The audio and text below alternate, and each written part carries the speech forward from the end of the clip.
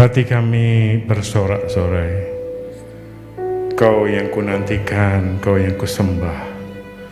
Selama-lamanya aku mau menyembah-Mu Tuhan. Aku mau menikmati hadirat-Mu. Aku membawa firman-Mu, membawa hadirat-Mu di dalam seluruh kehidupan kami. Bukan hanya ketika kami ada di ruang ibadah, tetapi di dalam seluruh perjalanan hidup kami. Engkau begitu nyata. Engkau yang layak dipuja, layak disembah, sampai selama-lamanya. Semuanya dari Tuhan dan untuk Tuhan. Terpujilah Tuhan dalam nama Yesus. Kami siap mendengarkan firman-Mu. Haleluya Tuhan. Amin. Bapak Ibu silakan duduk. Bolehkah sama-sama kita beri tepuk tangan untuk tim profetik kita ya, yang boleh melayani kita dengan penuh sukacita, sehingga kita semua boleh bersorak-sorai dan juga menari kegirangan ya, meloncat menari kegirangan, terutama Pak Tepih ya. Nah, bulan Oktober kita memasuki tanggal 24. Pak Han sudah berkhotbah apa itu kepenuhan ya. Pak Sian tentang hal-hal yang utama di dalam mengikut Kristus. Dan saya hari ini di dalam hal yang praktis supaya kepenuhan Kristus, supaya fokus 2021 dari gereja kita boleh digenapi dalam kehidupan pribadi lepas pribadi. Fokus 2021 adalah Efesus 4 ayat 13 yang berkata, sampai kita semua telah mencapai kesatuan iman dan pengetahuan yang benar tentang anak Allah, kedewasaan penuh dan tingkat pertumbuhan yang sesuai dengan kepenuhan Kristus. Bagaimana kita bisa mengalami Bapak Ibu di hari-hari seperti ini? Tingkat pertumbuhan yang sesuai dengan kepenuhan Kristus. Sehingga di dalam segala keadaan, segala situasi, kepenuhan Kristus itu nyata. Kepenuhan Kristus itu meluber keluar dari hidup kita, sehingga kalau orang bersentuhan sama kita, mereka melihat aliran-aliran kehidupan. Sesuatu yang nyata, yang muncul, dan orang merasakan, iya, kalau ketemu orang abalaf itu rasanya ada aliran-aliran kehidupan. Ada kehidupan yang dimenangkan. Bukan penghakiman, bukan tuntutan, tetapi begitu gampang mereka mengampuni. Begitu gampang mereka melepaskan sukacita, membagi hidup. Kenapa bisa? Karena Bapak itu tidak otomatis, tetapi karena kita semua belajar, terus belajar dan mau diajar untuk mengalami kepenuhan Kristus. Kita bersatu, nggak ada lagi yang kelompok-kelompok siapapun, semua kebenarannya adalah firman Tuhan. Kemudian kita mengenal anak Allah, bukan kata orang, tapi kita mengalami sendiri. Setiap kita, pada masa-masa yang sulit, pada masa-masa yang kita mengalami tekanan, persoalan yang maha hebat, yang diizinkan terjadi, disitulah kita mengenal siapa sahabat kita, siapa orang-orang teman-teman sejati. Tetapi yang jauh lebih daripada itu, kita mengenal Kristus yang sekali-kali tidak pernah meninggalkan kita. Kemudian kita mulai bertumbuh dewasa, kita tidak lagi gampang tersinggung, gampang sakit hati. Tetapi kita dewasa menjadi mempelai Kristus yang dari dirinya ketika tekanan persoalan datang, dia menyikapi dengan tenang. Karena semuanya di dalam hidup ini, Tuhan adalah Tuhan yang hidup. Tuhan yang berkuasa. Kita tidak bisa mengontrol semuanya. Bahkan apa yang terjadi sama keluarga kita, anak-anak kita hanya bisa mendidik di jalan-jalan Tuhan. Tetapi jadinya seperti apa? Tuhanlah yang menyempurnakan Bapak Ibu. Nah, Saya akan melanjutkan dengan judul By God, For God. Di dalam Roma 11 ayat 36, dalam perjanjian baru, saya suka ayat ini, saya sebut ayat favorit. Sebab segala sesuatu adalah dari Dia, oleh Dia dan kepada Dia. Bagi Dialah kemuliaan sampai selama-lamanya. Tujuan dari kepenuhan Kristus semuanya, Bapak Ibu, apapun itu sebenarnya dari Dia, oleh Dia dan kepada Dia. Bagi Dialah kemuliaan sampai selama-lamanya. Jadi kalau hari-hari ini hidup kita masih diberi kesempatan hidup, itu untuk Tuhan. Kalau hari ini perusahaan kita masih eksis, bahkan semakin berkembang, kemuliaan Tuhan dinyatakan. Kalau jemaat bertumbuh, komsel kita bertumbuh, bahkan sebaliknya pun, ketika kita mengalami tekanan dan mungkin orang mulai meninggalkan Tuhan, tinggal sedikit yang tinggal, kita belajar bersyukur. Enggak boleh apapun membuat kita kehilangan damai sejahtera. Karena firman Tuhan mengatakan, hendaklah engkau bersuka cita. Katakanlah keinginanmu di dalam doa dan ucapan syukur. Bapak Ibu, kalau kita tahu hal ini, maka kita tidak punya persoalan lagi di dalam emosional kita. Stres itu dibuang jauh. Kenapa? Tuhan menjadi Tuhan bagi kita.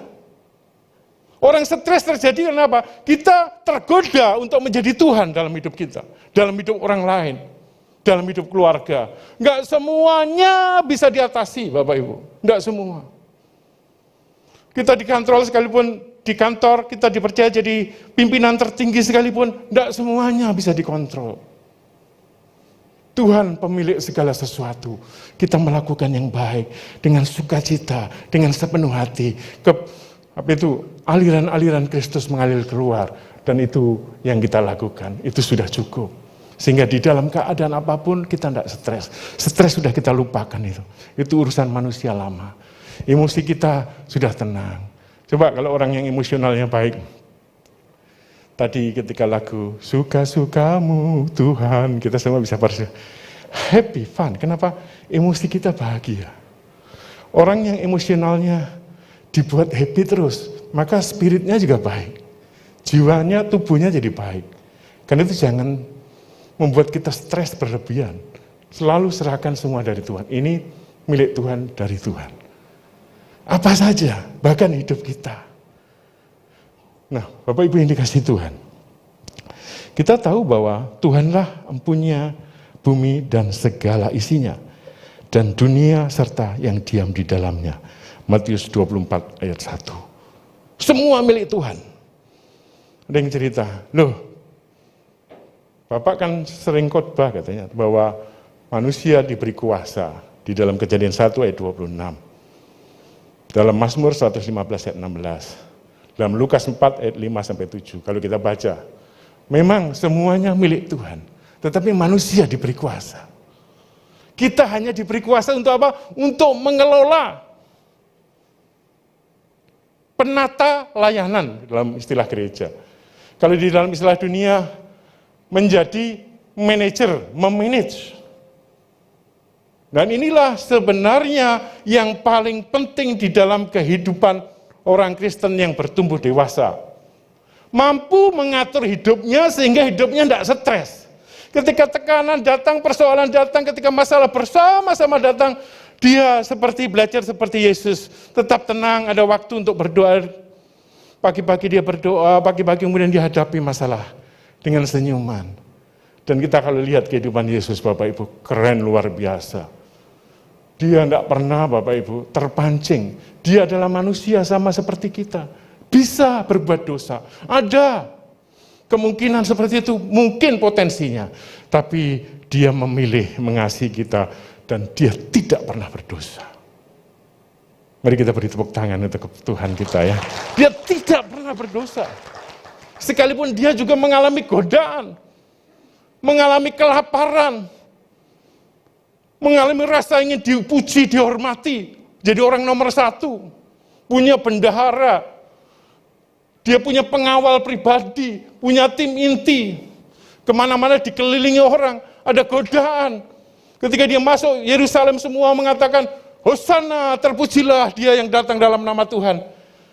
Godaan.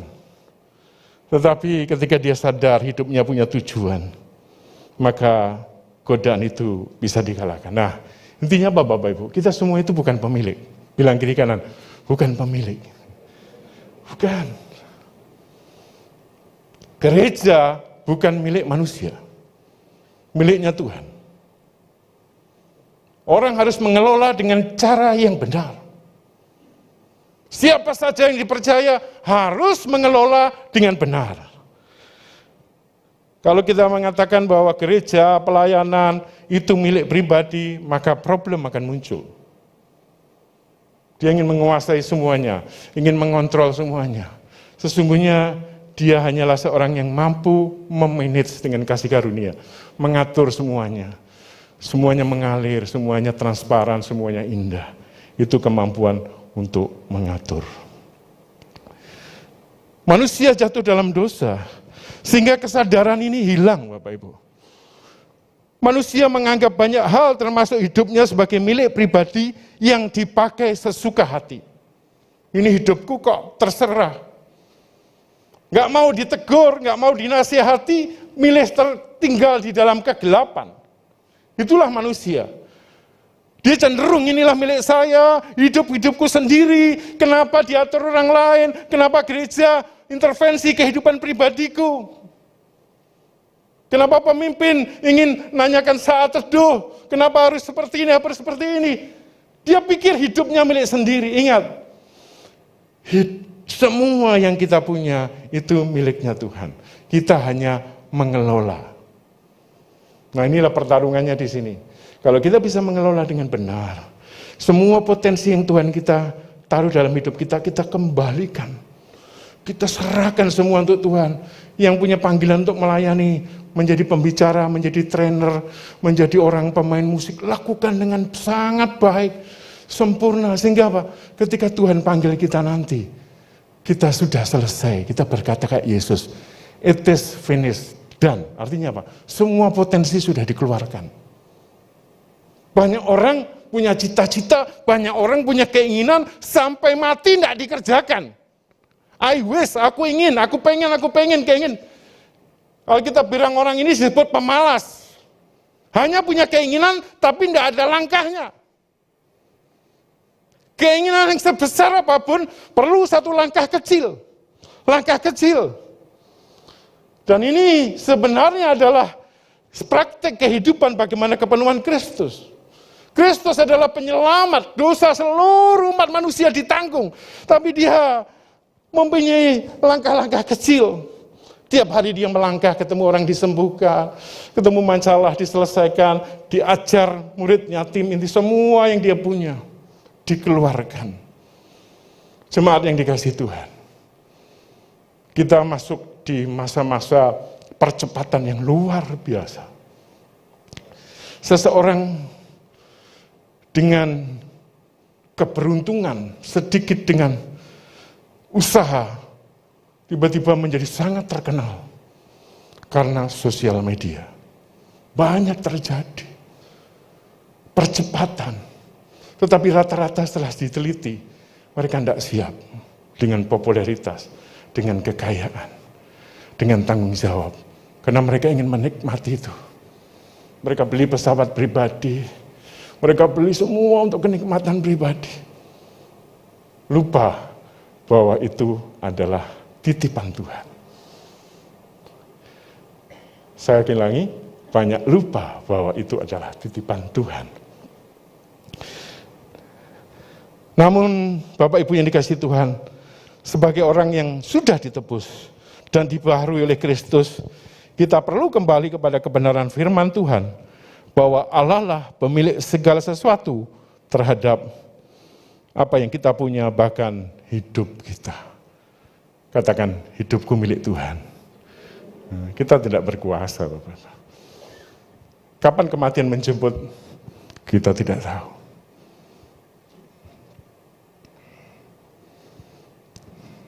Yang kita tahu adalah Tuhan itu baik. Dia tidak pernah berubah. Dia mengasihi apapun keadaan kita. Saya ketemu seorang hamba Tuhan yang akhirnya jadi sahabat saya.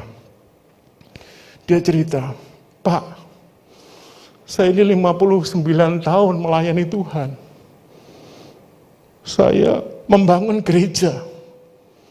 Kemudian dia bilang, saya mensupport banyak pendeta. Dia seorang pengusaha. Tapi dia bilang, hidup saya kok gak bisa berubah. Maksudnya gimana, Pak? Saya masih munafik. Saya gak bisa meninggalkan dosa. Dia punya karyawan banyak itu kalau marah kerasnya luar biasa. Kadang-kadang dia pukul karyawannya. Dia hari Minggu begitu rohani. Hari Senin sampai Jumat dia bergumul. Dan dia bilang, rasanya Pak, saya ini munafik. Saya tidak pantas. Kemudian dia tahu kehidupan hamba-hamba Tuhan yang dia support. Ternyata kurang lebih sama.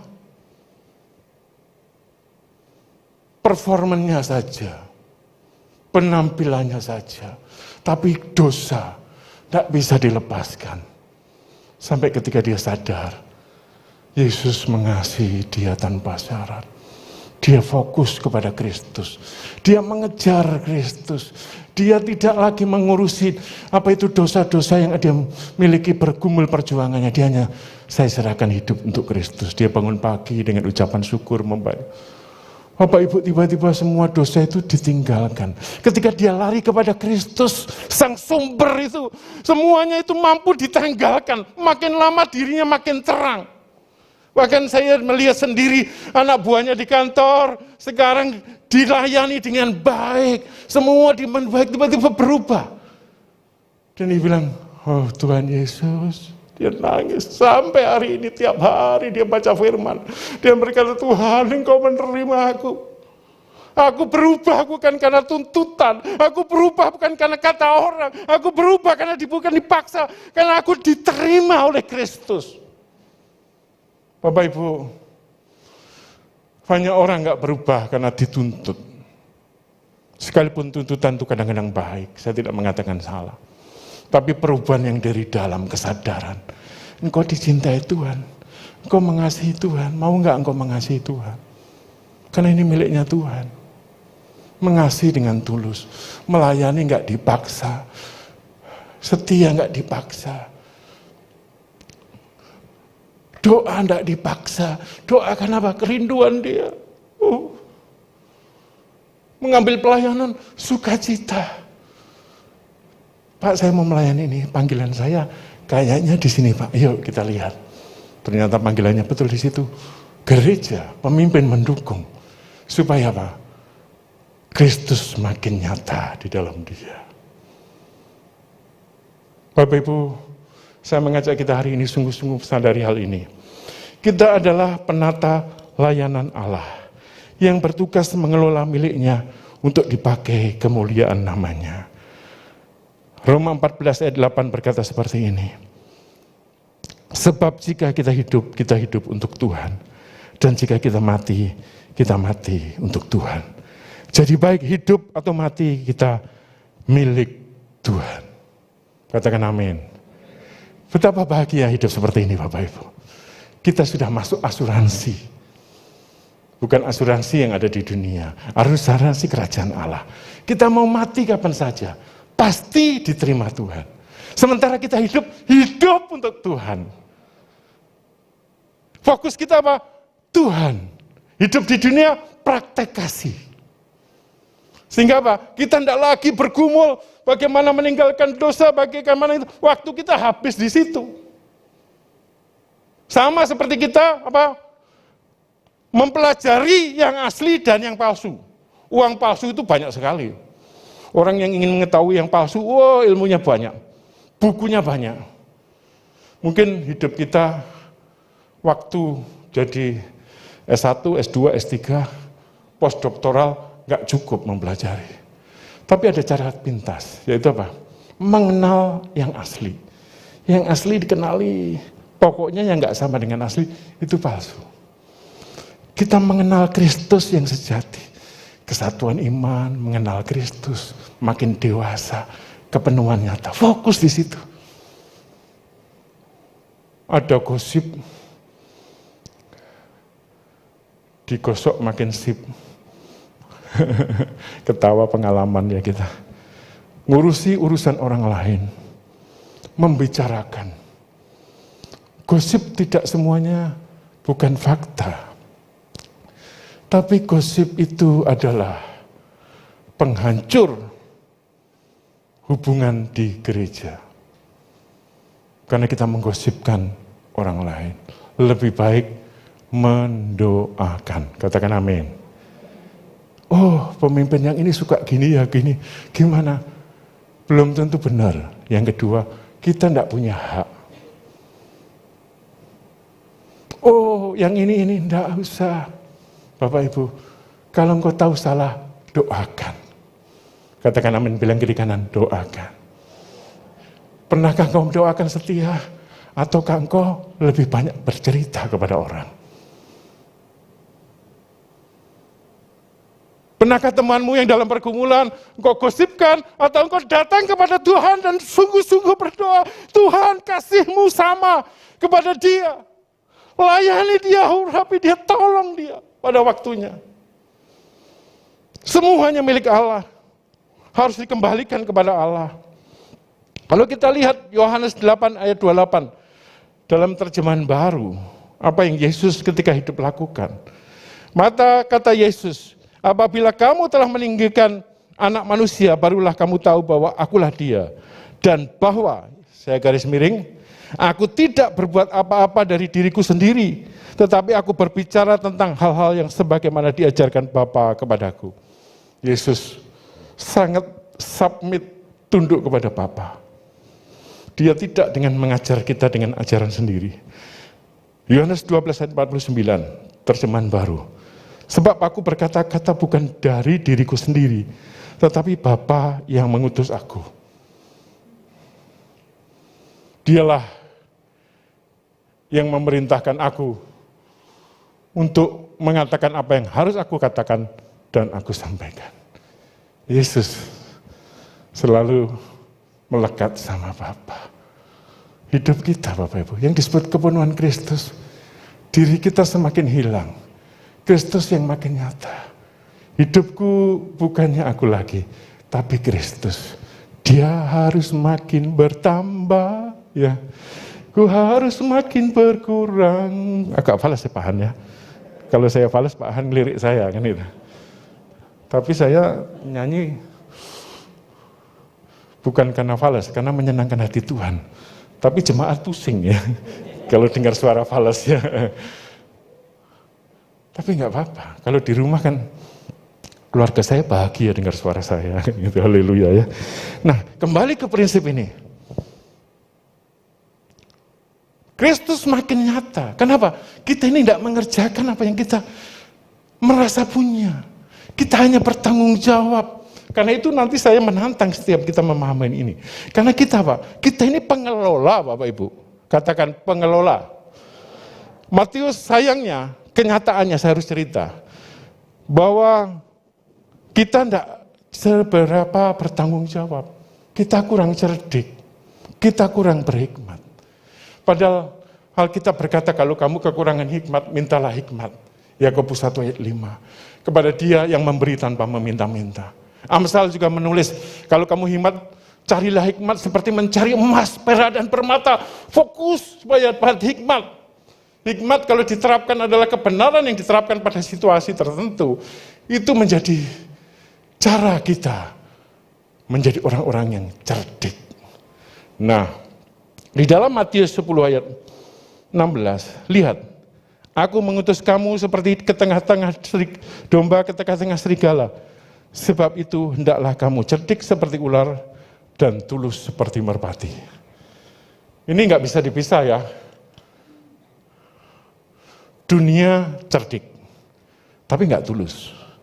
Kita tidak dikatakan cerdiklah seperti ular atau tulus, enggak. Dan artinya apa? Dua-duanya harus ditambahkan. Kita mesti tulus di akhir ya, kita mesti cerdik dan tulus. Banyak orang Kristen, anak-anak terang, malaikat terang, itu tulus tapi bodoh. Yang di sini tidak ada ya. Yang di luar sana banyak ya, saya tidak bercerita kita. Banyak yang betul-betul tulus mengasihi, mau berkorban, tapi apa? Bodoh. Alkitab bilang kok mesti cerdik. Mengelola itu berbicara kecerdikan. Memanajemen hidup itu berbicara kecerdikan. Ada orang yang begitu terampil mengatur waktu 24 jam sehingga dia melakukan banyak hal dan jadi berkat. Tapi ada orang dengan waktu yang sama tidak lakukan apa-apa. Ada orang yang pendidikannya S1 kerja 10 tahun gajinya hanya 5 juta. Ada orang yang pendidikannya S1 waktu kerja sama, pendidikan sama, tempat kerja sama, gajinya 100 juta. Apa yang membedakan? Karena kalimat ini hanya diterima satu, adalah engkau cerdik dan tulus. Nah banyak kita hanya tulus saja, nggak cerdik dalam hidup. Nah saya harus berkata ini supaya kepenuhan Kristus kita terang nyata. Nah, saya angkat fakta. Di dalam Lukas 10, 16 ayat 8b. Silakan dibuka tapi enggak saya tunjukkan ayatnya. Lukas 16 ayat 8. Saya perlu kacamata nih. 8b ya. Anak-anak dunia lebih cerdik dari anak-anak terang. Ini ada cerita tentang mengelola keuangan. Saya tidak akan bahas itu. Tetapi ini artinya apa? Kita butuh kecerdikan. Cerdik dalam bahasa Inggris, scrooge itu artinya bukan culas.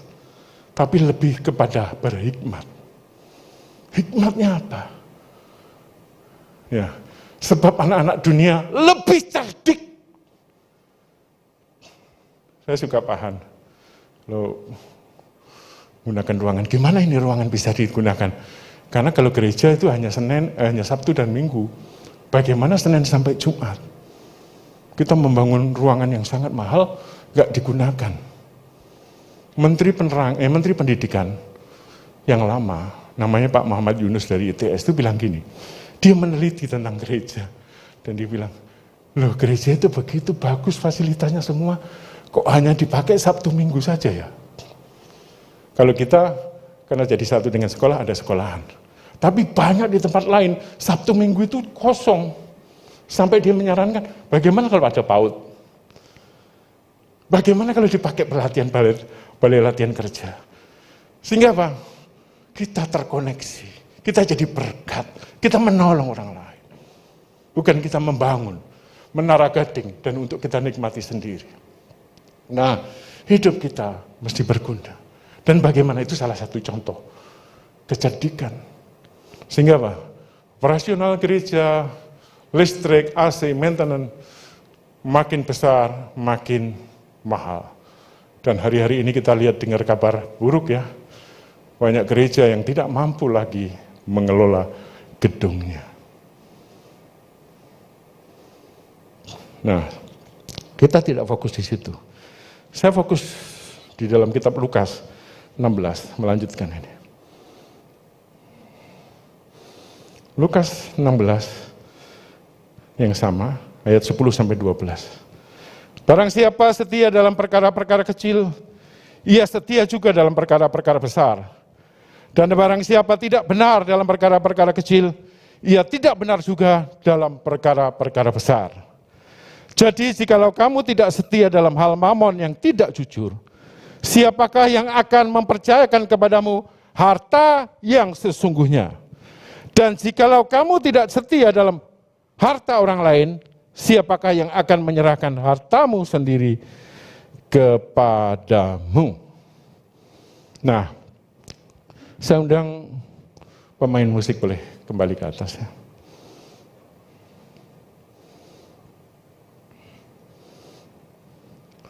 Tulisan ini di dalam kitab Lukas ini adalah lanjutan dari hamba yang cerdik tadi, pengelola. Saya tidak berbicara culas ya, cerdik. Dikatakan barang siapa setia dalam perkara-perkara kecil. Bapak Ibu yang dikasihi Tuhan, ini rahasia yang sangat besar. Kalau kita punya mimpi yang besar, mau nggak kita setia dengan yang di depan kita? Manajemen dunia mengatakan gini, dunia ini, think big, dream big, mimpi yang besar, berpikir besar, start small, move fast. Mulailah dengan hal kecil, melangkah, cepat. Sehingga engkau mendapatkan sesuatu ketika orang lain baru berpikir. Engkau akan sudah menggali. Jack Ma, Bill Gates, semua tokoh itu melakukan itu cerdik. Nah, kita bagaimana dengan hidup kita? Ada yang berpikir gini, lama itu baik. Saya katakan, lama tidak selalu lebih baik. Tuhan Yesus Bapak Ibu hanya melayani 3,5 tahun. 3,5 tahun. Berapa lama kita ikut Tuhan? Berapa lama kita berjemaat di gereja? Lama. Tapi masihkah kita sakit hati? Ditegur? Masihkah kita jaga jarak terhadap pelayanan? Saya nggak mau deh. Saya takut nanti bersentuhan, tersinggung. Saya nggak mau melayani. Yang penting saya. Engkau mungkin lama, tapi engkau tidak bertumbuh. Longer is not always better, kan, Bapak Ibu. Lama, berapa lama engkau kuliah? S1 saya 8 tahun. Oh keren, kamu cuma 3 tahun, saya 8 tahun. Mesti pinter saya. Enggak, belum tentu. Berapa lama kau berumah tangga? Bukan jaminan bahagia. Saya mengajak kita sungguh-sungguh mengambil waktu. Banyak menurut ukuran firman kita sudah menjadi pengajar. Tapi kita lebih senang duduk dan diajar. Banyak yang menurut ukuran firman Tuhan menjadi pemimpin rohani. Tapi memilih untuk dilayani. Berapa lama Bapak Ibu mengenal Kristus yang sudah mati untuk Bapak Ibu? Yang kedua, banyak di antara jemaat yang ingin punya rumah. Anak-anak muda yang ingin punya rumah, tapi tidak merawat kos-kosan. Kontrakannya dibiarkan. Firman Tuhan berkata, kalau engkau setia sama harta orang lain, kalau engkau mengontrak rumah orang, mau nggak engkau merawat? Kalau engkau meminjam mobil orang, kalau engkau memakai barang orang. Saya senang sekali kalau di sekretariat itu semua tertata rapi, tidak ada pemborosan, semuanya dikelola dengan baik. Ini milik gereja, milik Tuhan, milik jemaat yang dipercayakan pada kita.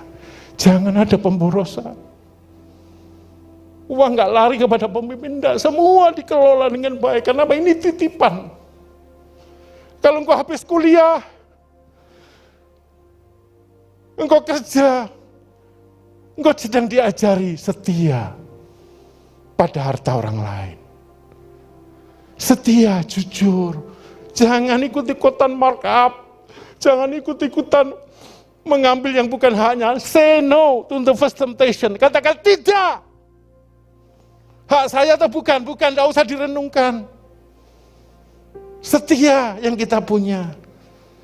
Ketika kita mendapat jabatan dan tanggung jawab lebih. Di kantor memberikan fasilitas. Kita bisa makan siang dengan kartu kredit perusahaan. Tapi di rumah, itu tidak boleh digunakan. Kau harus setia. Acap kali saya di pelayanan, saya ketemu orang-orang, saya tanya, loh ini kok datanya beda? Ya Pak, semua lakukan ini. Saya bilang, enggak bisa. Bertobat loh. Bertobat. Kalau engkau tidak setia harta orang, jangan mimpi engkau dapat hartamu sendiri.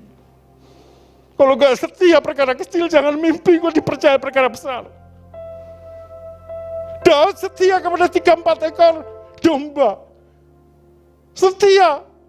Harimau, singa, beruang dilawan untuk menyelamatkan itu karena tanggung jawabnya. Kita ingin jemaat yang besar. Tapi apakah kita merawat jemaat yang dipercayakan bagi kita?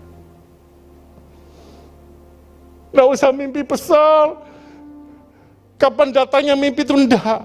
Apa yang di depan, langkah-langkah kecil. Setia, engkau latihan, lakukan dengan baik. Engkau main musik, lakukan dengan baik. Engkau multimedia, lakukan dengan baik. Ada yang enggak beres. Kok rasanya kurang pas ya ini?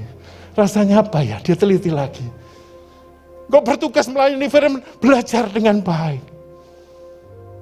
Engkau setia. Banyak orang ingin jadi bisnismen, tapi saat jadi karyawan gak jujur. Gampang sekali. Ketika saya kerja di perusahaan, kita terapkan, ini milik kita loh. Rasa memiliki. Ada kertas yang masih bagus. Terus yang satu bilang gini, udah buang aja, toh kita tiap bulan ada anggaran. Saya bilang, itu masih bagus. Coba kalau ini perusahaanmu. Kaget mereka. Gitu ya Pak? Iya. Toh Bapak gak dapat apa-apa, katanya. Percuma Bapak sikap sok rohani. Katanya. Sok setia. Saya bilang, saya melakukan bukan untuk kantor. Saya melakukan untuk diri saya. Saya mengajari diri saya setia. Itu harta orang lain. Bagaimana engkau mengelola gaji yang kau terima tiap bulan? Engkau ingin diberkati berlimpah-limpah. Saya tanya bagaimana engkau mengelola? Apakah engkau peduli orang lain yang kesulitan?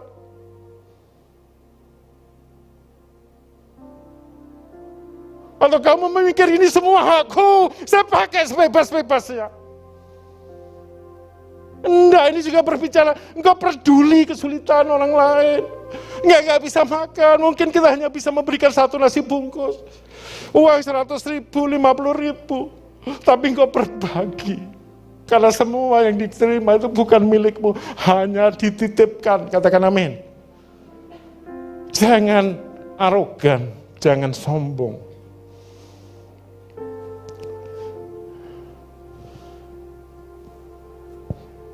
Kalau kita lihat bisnismen, naik mobil yang sederhana, pakaian sederhana, makannya sederhana, saya tahu dia bisa dipercaya. Karena dia tahu, yang dia punya kadang-kadang dia menahan diri supaya bisa menggaji karyawan.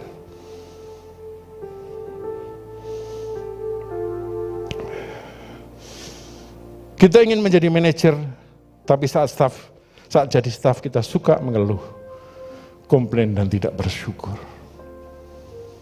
You cannot be a good leader, Bapak Ibu, until you start as good follower. Kau tidak bisa menjadi pemimpin yang baik kalau nggak bisa dipimpin.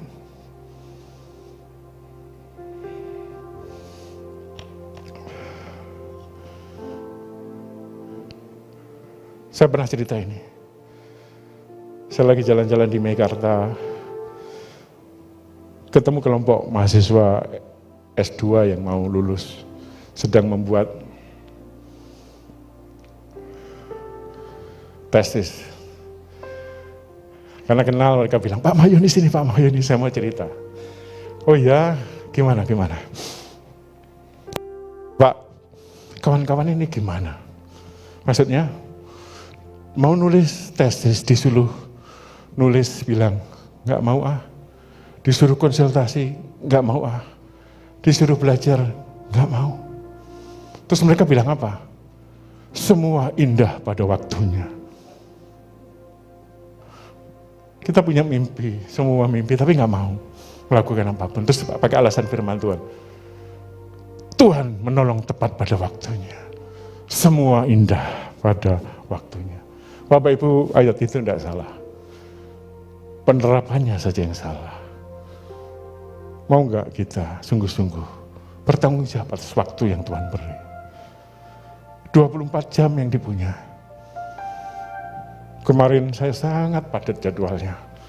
Sampai saya nggak bisa lagi ada waktu untuk olahraga. Padahal olahraga bagi saya begitu penting. Tadi pagi saya sempat olahraga, saya gantikan. Cuma kemarin kemudian dipanggil lagi ke kantor pemerintahan. Pak, ini ada masalah di Kabupaten Bekasi. Masalah apa? Dia ceritain.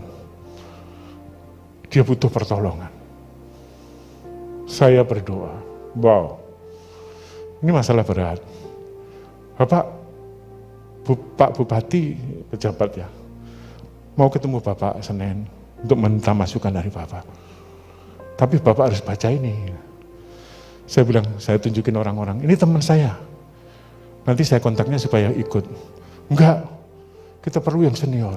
Waduh, waktu kita sama, tapi kita dipercaya atau tidak. Menggunakan waktu dengan bijaksana. Produktif bahasa manajemennya. Bukan sibuk.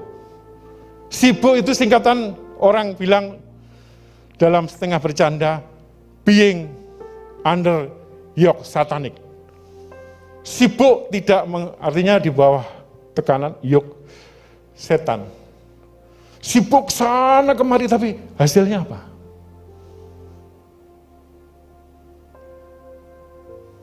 Kalau kita mau membersihkan sesuatu, ya jelas, yuk hasilnya harus bersih.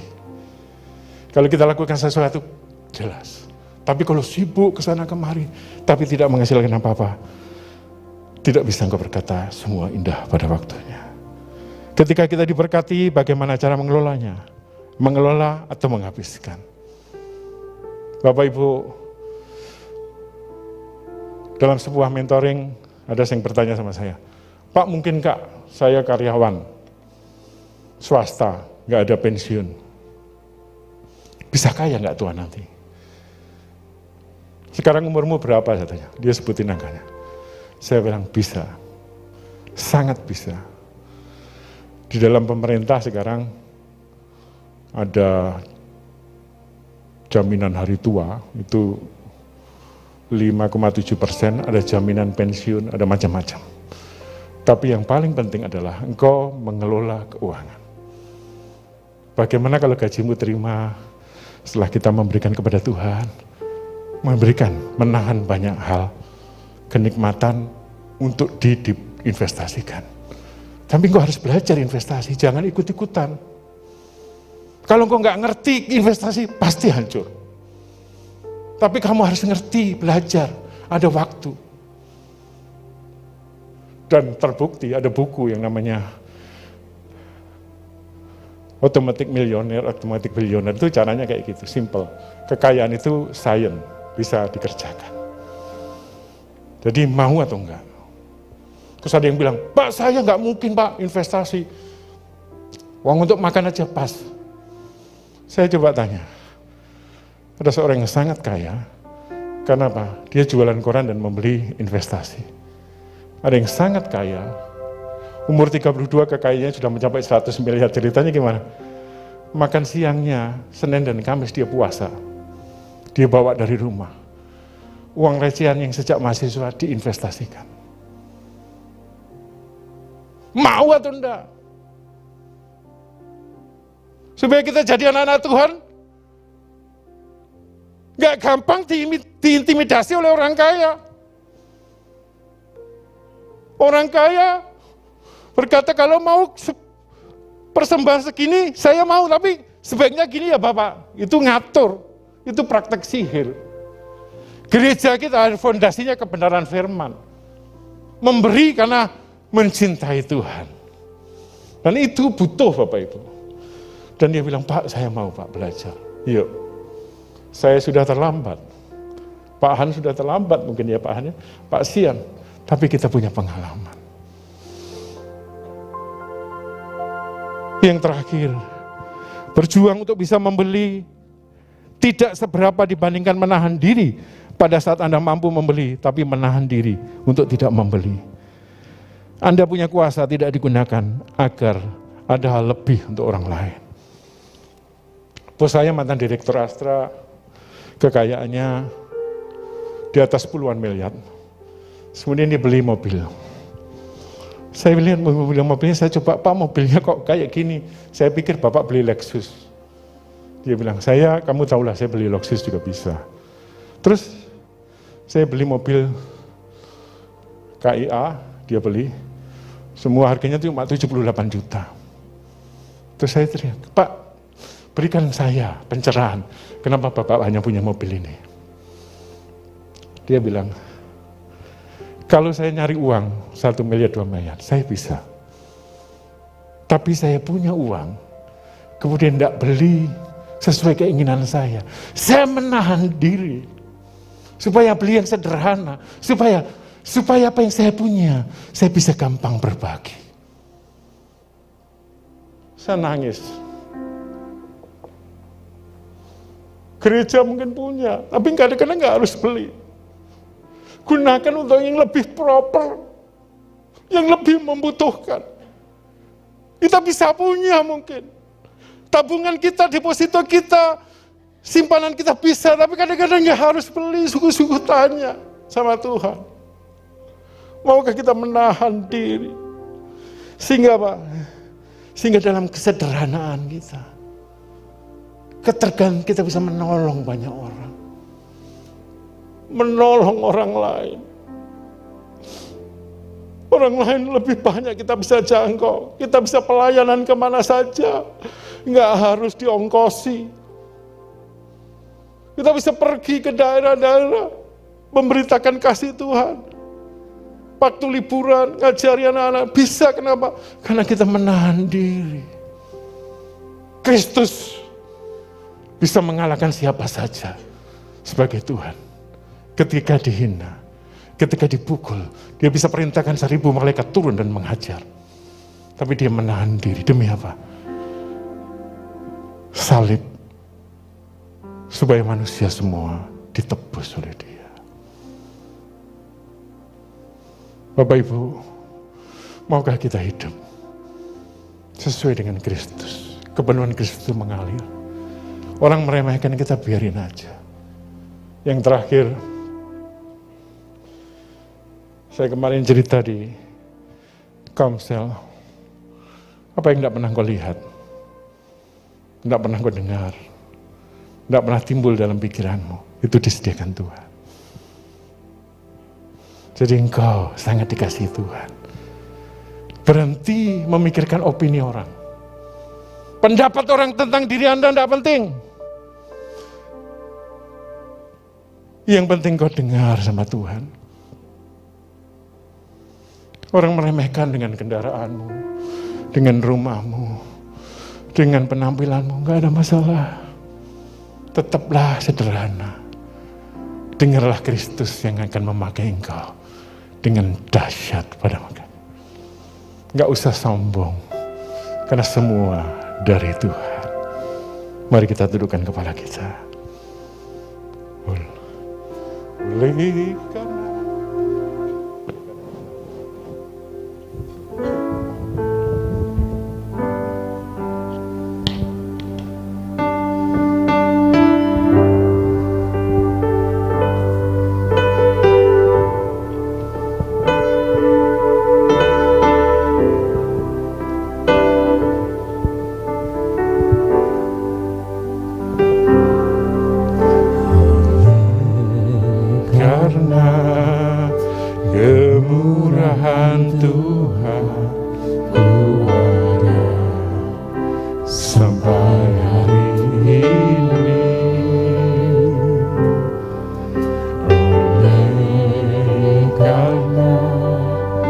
Kebaikan Tuhan, janji-Mu terjadi. Bapak Ibu, saya undang bangkit berdiri, kita pujikan ini bersama-sama sebagai doa kita. Karena kemurahan Tuhan ku ada sampai hari ini. Oleh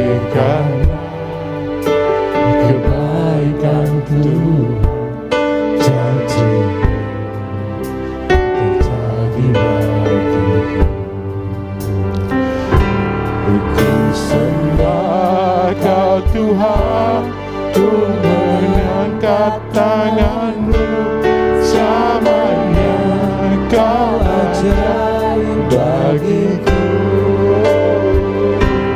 Ku sembah kau Tuhan, ku mengangkat tanganmu, selamanya kau hebat bagiku.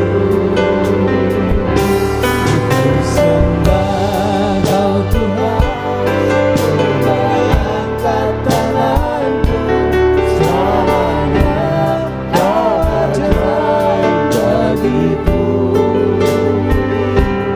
Ku sembah kau Tuhan, ku mengangkat wajahku, selamanya kau hebat bagiku. Kami bersyukur apa yang tidak pernah kami dengar, apa yang tidak pernah kami lihat, yang tidak pernah timbul dalam pikiran kami, semuanya itu disediakan bagi orang yang mengasihi Dia.